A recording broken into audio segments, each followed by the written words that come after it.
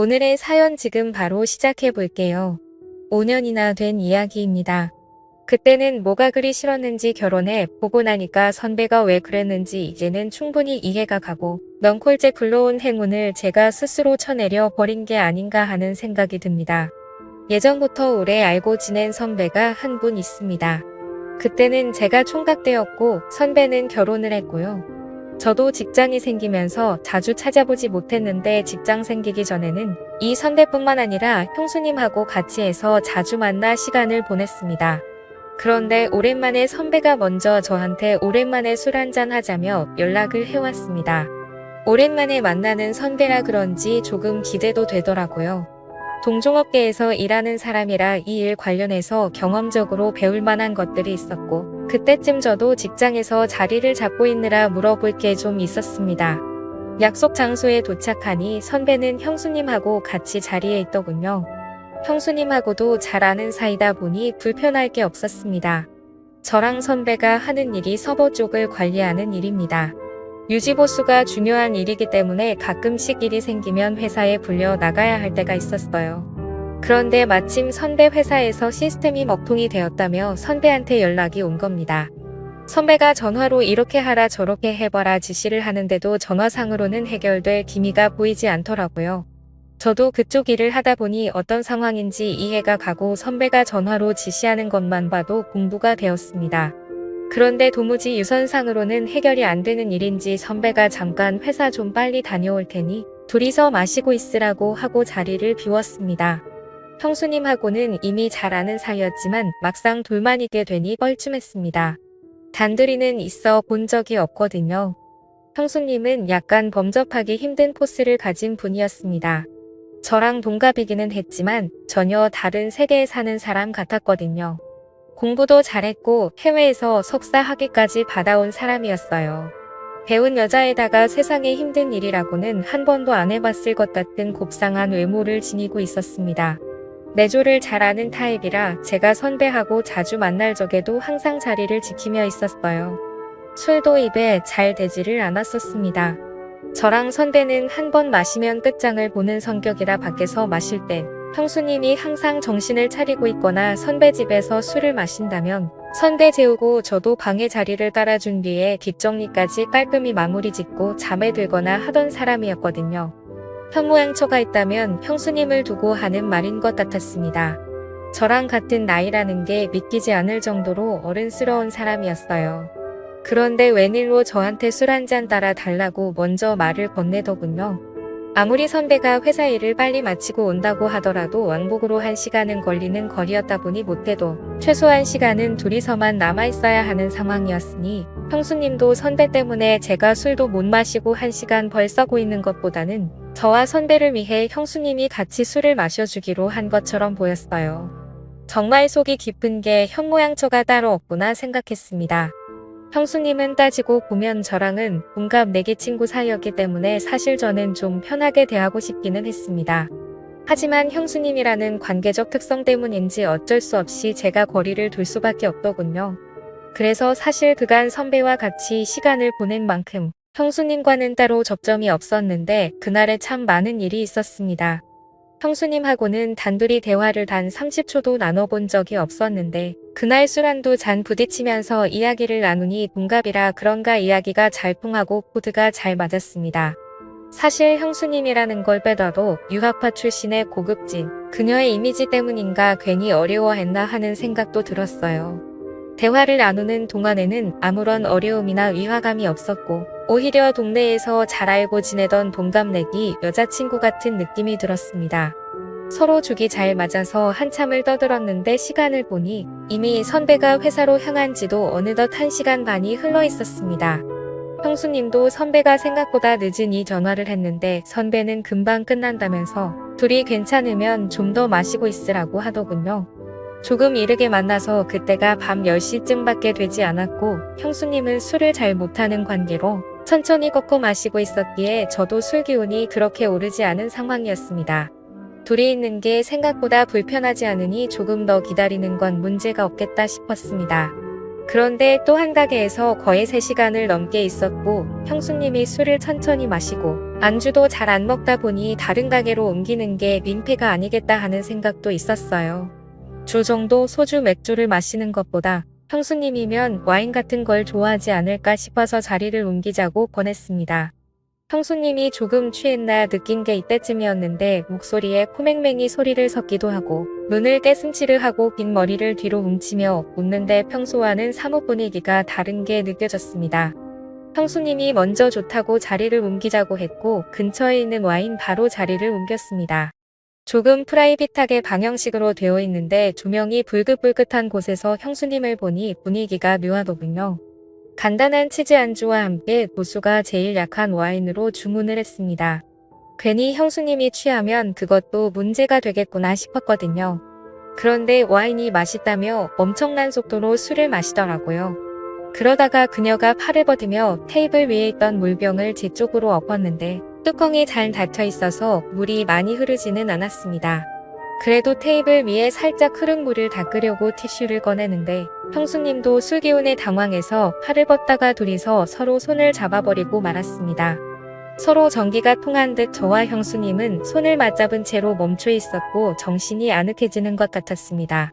그리고는 자리에서 일어난 형수님이 자연스럽게 제 옆으로 앉더군요.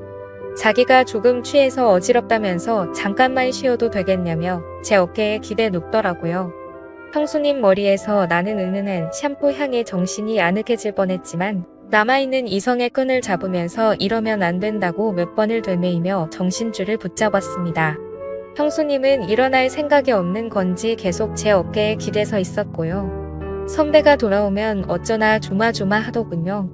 어차피 방형식으로 돼 있는 곳이라 커튼 너머로는 아무것도 안 보여서 괜찮았고 형님도 저희가 있는 방에 들어오려면 저나 형수님한테 먼저 연락을 해야 했을 테니 문제가 없을 거라 생각이 들어서 저도 그냥 에라 모르겠다는 생각으로 어깨에 기댄 형수님을 그대로 두고 반대 방향만 바라보고 있었습니다. 시간은 이제 1시가 다 되어 가는데 곧 온다던 선배는 연락조차 없더군요. 형수님은 아직도 제 어깨에 기대서 새근새근 숨을 몰아내 쉬며 있었고 저는 속으로 애국가까지 부르면서 올라오는 술기운을 참아내려 애를 쓰고 있었습니다. 보통은 이렇게 막무가내로 주정을 부리는 사람이면 꼴보기가 싫을 텐데 그동안 동갑내기이긴 하지만 살짝 존경심이 들 정도로 제가 팔을 뻗어도 닿지도 않을 위치에 있는 것만 같던 우상 같은 여자가 이러고 있으니 오히려 형수님도 보통 여자랑 다르게 없구나 하는 생각이 들었습니다.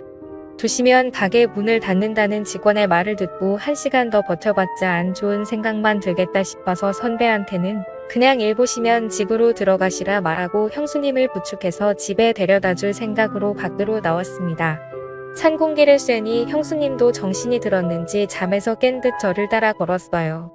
택시를 붙잡아 형수님이 타는 것까지 봤는데 형수님이 혼자서 무서워서 못 들어가겠다면서 저보고 집까지 바래다 달라고 하더라고요.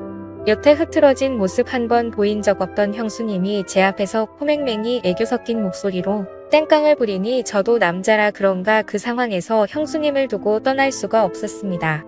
뒷좌석에 나란히 앉아서 가는데 중간에 일부러 자리를 비우고 앉아 있었는데 형수님이 머리가 아파서 옆으로 제 다리를 베고 눕더라고요. 왜 이렇게 빈틈을 보이는 건가 싶었는데 혹시 일부러 일어나 형수님이 나한테 관심이 있는 건가 이런 생각까지 들었습니다. 저도 일단 남자였으니 말입니다. 선배 집 근처에 도착해서 택시에서 내렸습니다. 기사님한테 잠시만 기다려달라 말하고 형수님을 아파트 현관까지 바래다 줬어요. 그런데 형수님이 갑자기 술이 좀 깨고 싶다면서 저보고 잠깐 아파트 단지라도 한 바퀴 돌면 어떻겠냐고 하더라고요. 형수님이 제대로 걷지도 못하는데 어딜 가시냐고 실랑이를 하고 있는데 저를 기다리던 택시가 시간이 끌리니 짜증이 났는지 경적 몇 번 울리더니 가버렸습니다. 그래서 그냥 형수님을 저대로 뒀다간 동네 사람들 다 깰 때까지 땡깡을 부릴 것 같아서 형수님을 이끌고 엘리베이터에 타버렸습니다. 집에 도착하니 형수님이 여기까지 왔는데 방까지 좀 바래다 달라면서 어필을 하더군요. 안방까지 끌고 가니 자기가 지금 너무 어지럽다면서 외투를 벗는 것 좀 도와달라는 겁니다. 형수님 술이 너무 취하신 것 같은데요. 하고 제가 한 걸음 뒤로 물러서 저는 이만 가보겠다고 하고 제 갈 길을 가려고 하는데 침대에 눕혀놓은 형수님이 어느새 저한테 다가와 제 뒤를 끌어안았습니다. 선배한테 집으로 오라고 연락까지 해놓은 상태인데 선배는 분명히 집으로 돌아올 테고 그 상황이 두렵고 불편하기만 했습니다. 하지만 이 상황은 피해가지는 못할 것 같고 형수님 또한 내 생각에는 제정신이 아닌 것 같은 상황이고 대충 장단만 맞춰주다가 잠에 들면 이 자리를 재빨리 빠져나와야겠다는 생각을 했습니다. 자꾸만 불을 켜고 오라고 하는 걸 눈 뜨고 볼 수가 없어서 불 꺼진 상태로 형수님을 도와줬습니다. 어두컴컴한 방 안에서 달빛 같은 옅은 조명 때문에 오히려 불이 환한 것보다 더하다는 느낌이 들었습니다. 그때는 정말 저도 더는 참을 수가 없겠더라고요. 그래서 형수님을 확 밀치고 저는 가보겠다고 하고 후다닥 도망 나왔습니다. 그 고상하고 조용했던 내가 알던 형수님이 맞나 싶더군요. 엘리베이터가 꼭대기층에 가 있어서 한참을 기다렸는데 혹시나 형수님이 따라 나오지는 않을까 콩닥콩닥 심장이 뛰더라고요. 평소에 형수님을 현모양 저의 표본이다. 나도 결혼하면 저런 사람과 결혼을 하고 싶다 하는 생각도 갖고 있을 정도로 흠모하던 사람이었으니 한편으로는 이대로 끝내지도 않고 가버리는 게 아쉽다는 생각도 들었습니다. 하지만 선배를 하루 이틀 보고 말 사람이 아닌데 어떻게 그러냐 싶어서 엘리베이터를 기다리면서도 자꾸 고개가 뒤로 돌아가더군요. 아파트를 나서면서도 혹시나 선배가 돌아오지는 않았을까 두리번대면서 나왔습니다. 잘못한 것도 없는데 괜히 잘못을 한 건가 죄를 지은 느낌마저 들었지요. 한참을 두리번대고 있는데 뒤에서 누가 저를 불러 세우더라고요. 너 뭐하냐 하면서 저를 부르는 선배였습니다. 심장이 멈춰버리는 줄 알았지요. 연락도 없길래 오늘 회사에서 밤을 새고 오는 줄로만 알았는데 말입니다. 제가 괜히 눈치가 보여서 시간을 지체하기는 했지만 두리번거리면서 선배의 차가 있나 확인하는 동안 아파트로 들어오는 차는 한 대도 없었거든요. 그런데 어떻게 선배가 여기서 저를 불러 세우는 건지 싶던 찰나에 선배가 저한테 왜 한참 좋다가 그냥 가는 거냐고 하면서 무슨 문제가 있냐고 묻더군요. 그때까지만 해도 선배가 무슨 말을 하는지 몰랐습니다. 올라가서 이야기를 하자고 하기에 선배를 따라 다시 집으로 들어갔는데 술에 취해서 비틀비틀거리던 형수님도 다 연기였던 게 다시 제가 알던 고상하고 말수 적은 다가가기 힘든 형수님의 모습으로 있더군요. 저는 그때까지만 해도 무슨 상황인지 몰라서 선배가 돌아와서 아무 일도 없는 척 연기를 하고 있는 거라고 생각했습니다. 하지만 선배는 저한테 충격적인 이야기를 꺼내더군요. 너는 아직 결혼을 안 해봐서 모를 거라고 말하면서요. 사람이 매일 똑같은 밥만 먹으면 질리지 않겠느냐면서 가끔은 양식도 먹고 중식도 먹고 하는 게 그 이유인 건 알고 있지 않느냐고 설명을 하더니 결혼한 사람들도 똑같다는 겁니다. 가끔씩이지만 이런 상황도 필요하다고요.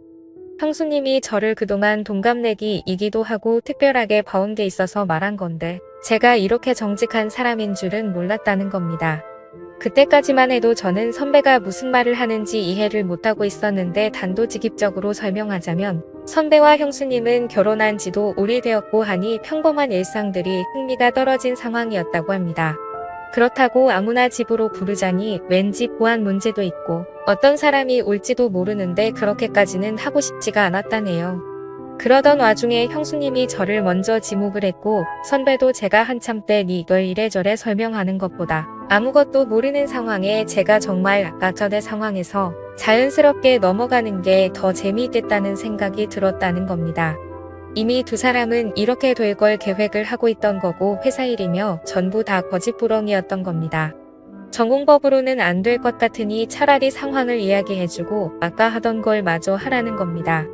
제가 어이가 없어서 이건 해도 너무한 거 아니냐며 자리를 박차고 일어섰지요. 그러니 선배는 내 와이프 자존심에 상처를 준 거다 어쩐다 하면서 화를 내기 시작했어요. 저도 언젠가는 이런 날이 오게 될 거고 그때가 돼서 연락하기만 해보라고 후회하지 말라고 하는 겁니다. 두 사람이 짜고 이미 저를 가지고 장난을 쳤기에 기분이 엄청 나빴습니다. 두 사람 심심풀이 땅콩이나 마찬가지였던 거죠. 오래 알아왔고 신세를 많이 줬던 선배와의 인연은 거기서 끝났습니다. 그렇게 5년이나 지나게 되었고 그 사이에 저는 결혼도 하고 한 아이 아버지가 되었습니다. 그리고 요즘은 선배가 그리고 형수님이 왜 그렇게 한 건지 충분히 이해가 갑니다. 그때는 제가 정말 그 어떤 유혹에도 넘어가지 않는 자랑스러운 사람이라고 생각했는데 선배와 똑같은 처지에 놓이고 나니 저도 모르게 일탈을 꿈꾸게 되더군요. 이제는 이해가 됩니다. 그리고 그때 아무 행동도 하지 못했던 제가 다 부끄럽고 바보 같다는 생각이 드네요. 오늘의 사연은 여기까지입니다. 긴 사연 끝까지 들어주셔서 감사합니다.